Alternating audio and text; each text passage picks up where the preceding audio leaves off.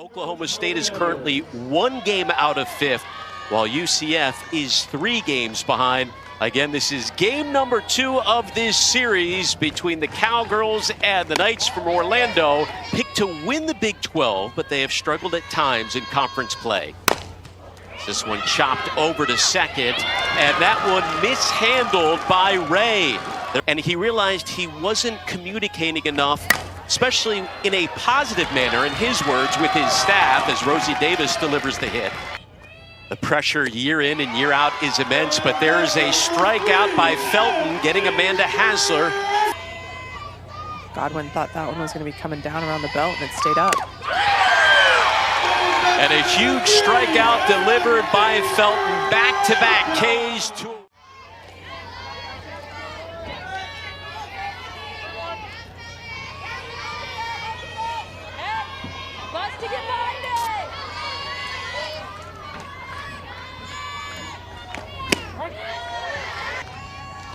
Be a little bit more efficient. And how about that? Felton strikes out the side. Caitlin Felton, she's feeling it. Oklahoma State threatens. She gives the Knights the momentum. She's going to have to work those corners here against the Knights tonight too, but Oklahoma State trying to look to see if Riley Crandall can come to form behind Ruby Malin. And that ERA of about 5, a little bit deceiving. Their head coach, Cindy Ball-Malone, mixed up the starting lineup and the batting order. Aubrey Evans, the junior from Apopka, leading things off. A .287 hitter on the year, fouls one back. This program has accomplished that. They call her Coach Bear, by the way, because when she was a travel player growing up, 3-1 on the way from Crandall. What are you seeing out of Crandall right now? 2 walks to start off the game. To Stormy Kotzelnick, former Ragin' Cajun, who transferred over to UCF before last year. .266 hitter. Was an all Sun Belt performer a few years ago for Jerry Glasgow. And the control problems continue early for Crandall. That ball came up and at her face. One more look at that one. 3rd most by a freshman in a single season in program history. And sends one to left field. That's going to advance the runners and bring home the first run of the night. And UCF, after being shut out last night, has their first run of the series. And on top here in the first, this one dropped in fair territory. 1 run comes in. And the offensive attack continues here in the bottom of the first inning. A little bit, but she's going to do that with good velocity. She does throw harder than Crandall, 66 to 68 miles an hour. Still no outs. First 5 batters have reached. Here is Izzy Mertes, the freshman out of California. We know Ruby Malin is your ace. Who is your number 2? Who is your day 2 starter consistently? It's kind of changed depending on the week and the month. She had some success against Oklahoma State themselves, which is what made them want to grab her. This one sent to right on the run. The grab made, and the runners hold for the first out here in the bottom of the first inning. Big 12 all-freshman team a season ago. Chops one over to first, and off the glove of Godwin. That is going to bring in another run. 3-0 Knights. Well, right now, just uncharacteristic of Oklahoma State in general. It's not just the free passes, it's the fact that there have been so many of them in 1 inning. Ruby Malin's arm, and she knows that at times she's going for the strikeout as opposed to just getting the out. And the supporting cast so far has given up 4 runs. They do get the force at home. Evans has the chance to continue to learn under former teammate Shannon Donahoe. Smashes one to deep left, and it leaves the yard. A grand slam for Aubrey Evans. 8-0 Knights.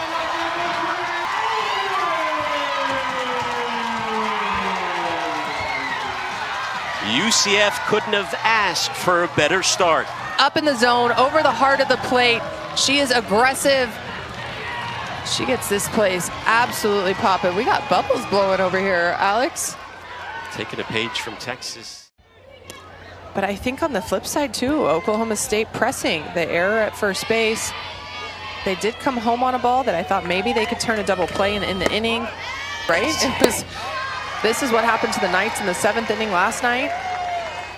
That's right. I mean, you could see the reaction. 3-1 on the way.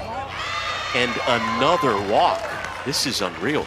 Barrel something up because Koontz is gonna have to come over the heart of the plate right now to induce a swing. Last night, 4 base runners total for the... They were the 16th seed and won their regional and got the fun trip to Norman, Oklahoma. After. To Griffin. And another run walked in. Well, Kyra Aycock gonna have to come in, try to show a different look. Riley Crandall, Katie Coots, both unable to command the strike zone. Self on the map, so has the talent. It's a hard feat to do. You don't just go through your lineup 1.5 times very often. Aycock just trying to help her squad get out of the inning. Just this one taken over the head of the second baseman, Ray, by Michaela Wark. Second hit of the night for a year. Yeah, Vega through those 3 innings, came out, but right now with a 9-0 lead, again, good chance to let Felton work, get some other pitchers some innings if this gets later in the game and they still have a big lead. Tia Warsop. They play ranked teams. She's 2 of the 3 games are hers for sure. Sometimes she goes in relief as well. But in that game, Felton with the toss. Tell you what, Griffin did a great job just preventing that from rolling. See what she can do here. One turned foul. Delgadillo coming over from. Over to short, on to second for 1, and there's the first out of the frame. Runners on the corners. 1-2 on the way from Felton. Shallow right field. Mertez makes the grab, runner tags, the throw cut off. First run of the game comes in for the Cowgirls. 0-1 in the second inning. Runner is going, throw on to second, and sliding in safely is Delgadillo, career stolen base number 175. To allow Damon a chance to have an easy throw. Delgadillo gets there in plenty of time, regardless of the bounce throw. But again, we talked about it in the open, Alex. A senior was going to have to lead the way for this young squad. And that momentum of 3 strikeouts after Oklahoma State threatens. Trying to even the series up at 1. There's a dart past the diving Ray. Here comes run number 2 for the Cowgirls. Edwards holds up, then advances to third. It'll be an RBI triple for Talon Edwards. Middleman goes sliding in. She can't grip it. She tries to toss it to Mertez. She can't grip it. Gives 2 extra bases to Edwards. Okay, well, at least for now.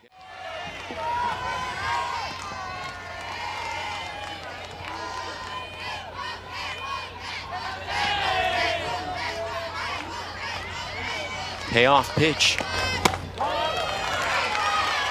And a walk, 2 on for the 2-2 to the junior transfer here. Got her another inning-ending strikeout. Well, the senior is going ahead and reached on an error in the first.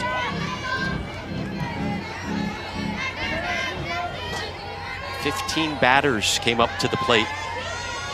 There's 15 different at-bats for UCF in the first. This one to left center.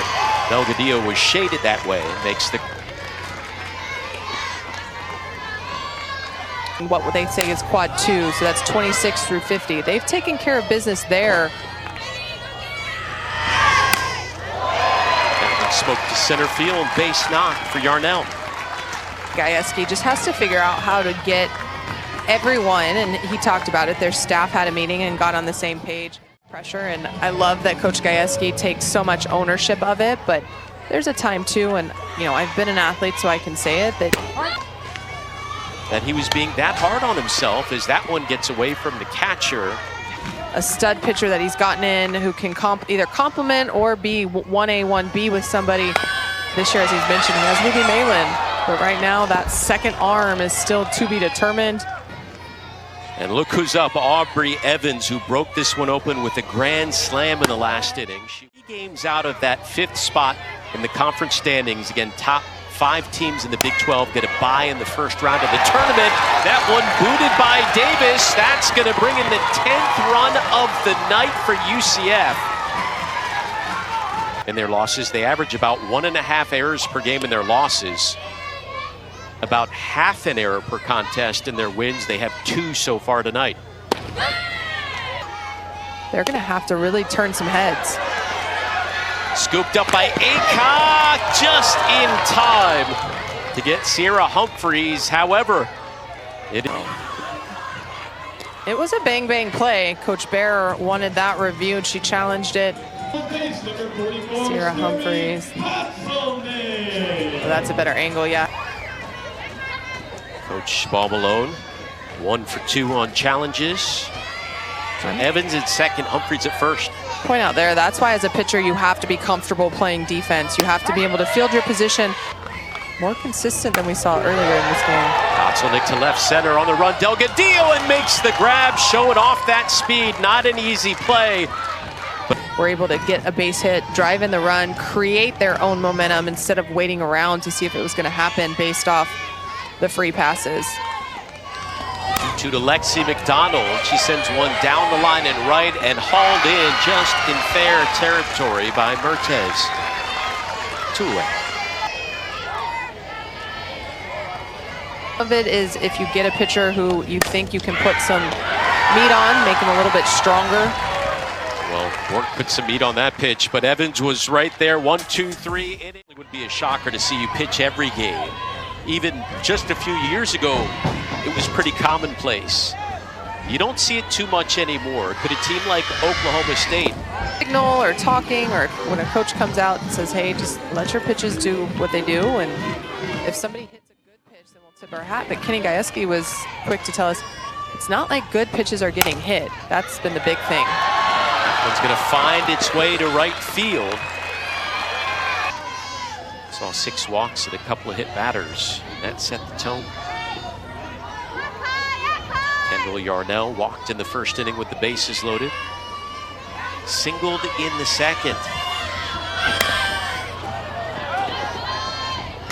Talked about her being one of the best pinch hitters in the Big 12, earning the start tonight. The starter, but still give her the opportunity to pinch hit. As we talked about, you have to be able to come off the bench and execute. Jaime is unable to stay with that one. For Oklahoma State against Caitlin Felton has given up a couple of runs off 5 hits. That one bounces off of her, and the leadoff hitter, Tia Warsaw, reaches.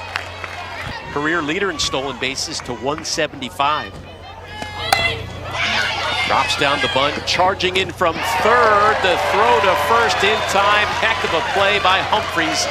Able to make the great crisp throw there to Jaime at first. Go have scrimmages and whatnot that make it feel like it's the playground. So the Knights are doing. Humphreys with the throw to first. They get 1. Lead runner advances. When you're that good, why wouldn't it be? It's a 2-out walk issued to Edwards, who has now reached 6 times in the first 2 games. This one poked off of Jaime. Dives for the bag, not in time. And the Cowgirls get their 3rd run of the game. It's into the bat. This is where the conversation needs to happen, though. Jaime needs to know that that's her ball. Griffin, on the other hand, that's not a season. Chops one over to third. Humphreys on to first. And when you were a pitching coach at Texas State, you didn't take part in the TikToks as Simon pops up. You know, thankfully they weren't a thing. In Arizona years ago, All-American, 3-time national champ. Krista Humphreys by Krista Gomez back then. That one scooped up nicely by Davis, and how about the double play by the Cowgirls? It's up in the air, and I think there are some days that you think you know, and then there are others where Landry, for Nebraska. Jordy Ball. That one popped up. Damon unable to hang on. One away, waiting for the 1-2 from Felton. Check swing. Scooped up the toss to first. Jaimez, nice job just getting one with the scoop over to first for the second out of the inning. As work advanced. not smart defense on the side of UCF. Delgadillo bounces this up the middle. 12. 4 strikeouts. There's a base knock to left, mishandled by Kozelik. That's going to bring in 2. That's thrown away. And look at rounding the bases is Bloodworth. Holds up at third. Thought about going home, stays there. And UCF at bay, only giving up 1 run. this one dropped into shallow center field. Base knock for the pinch hitter. Talented freshman, 4-star prospect out of California. Sends one up the middle. Sliding to stop it is Delgadillo. 1 run will come in, and it's back to a 6-run game. Runner on first. Mertez thought about going, got caught in a rundown. Here comes Miles, scores. Felt like the fun Kenny was back. As this one launched to deep left field. And just foul off the bat of Rosie Davis. Don't need a lot more as Davis deep, but dies down in the glove of Mertez. Your release point starts to change. This one mashed into foul territory. It's been very good. This one dropped into right center field. Cowgirls with their 6th run of the night. They continue to fight. Riley Crandall, she had looked so good after dealing with an injury earlier this year. Sat for about a month since coming back from that.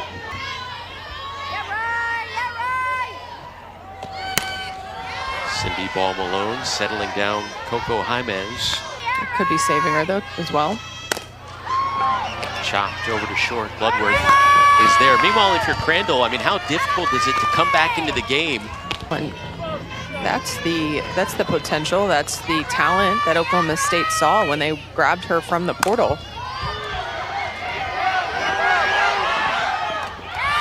hauled in by Godwin. I don't want to say not care mode, but you just go compete, and if they hit it, they hit it, and if they don't, great. Speaking of hitting it, Aubrey Evans has done that tonight. A couple of miscues in the field. This one sent to right at Warsop, and here we go. The Cowgirls down to their last 3 outs of the night. Superstitions that there were some that like lasted for, you know, a couple weeks, and that was it. Made fun of by your teammates, or? Yeah, expectations aren't so high. When you have a veteran-laden team, a lot of times there's expectations long. 4 strikeouts, 4 walks, 6 runs allowed. And 1 out away from the... Arm is probably going to twitch in the middle of the night with how tired it's going to be. Let's see if 159 is the last.